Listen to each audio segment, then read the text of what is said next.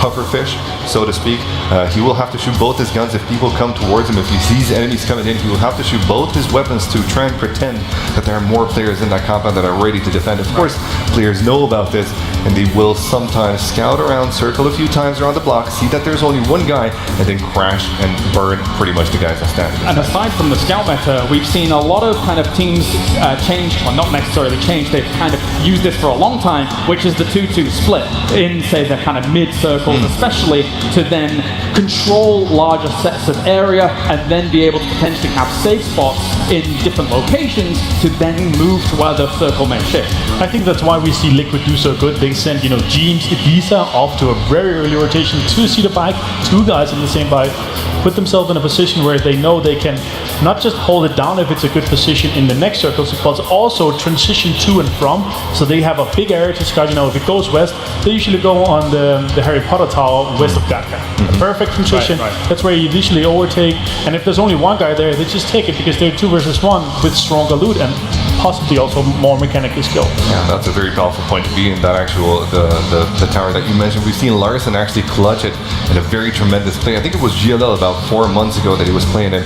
Really, really great clutch by Larson in that specific place. But yes, indeed, I do agree that 2+2s are powerful. And talking about Larson, WTSG actually have, I think, in my opinion, the smartest 2+2 rotations out there. Okay. They know how to defend, they know how far to stay away from each other, and they always have line of sight, which is indeed one of the key elements of doing a 2+2, because you don't want to put 2 people on one edge of the circle and then 2 people on the other edge. They won't be able to support each other, neither with information, neither with firepower. So these 2+2 have to be played smart.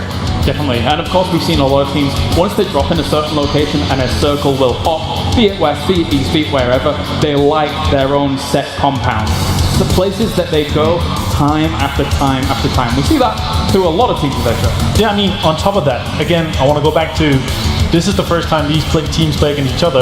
I'm 100% sure that these teams are not 100% prepared for where every team goes in the set circle. Say we just put 6 circles across the map, then they know exactly what compounds are taking, but 19 other teams, that's not going to happen. So we're going to see clashes on compounds that we don't usually see.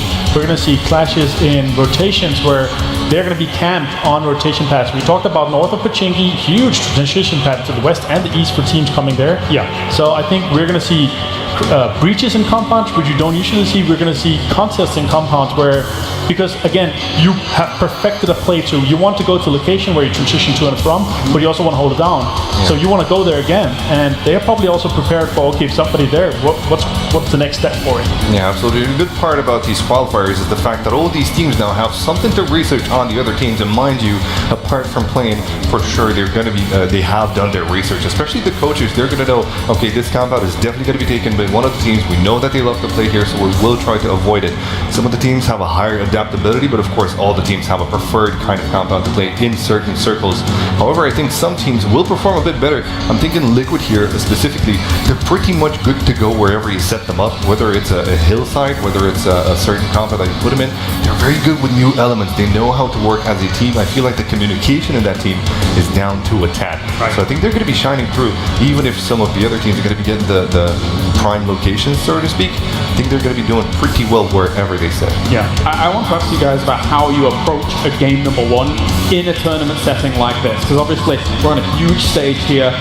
Pressure could very easily be on for a lot of these teams that may not necessarily have been in this massive arena before in a LAN setting. In fact, not many of them at all have been in this kind of setting, because this is basically the first time here truly for Pubg in an arena quite like this.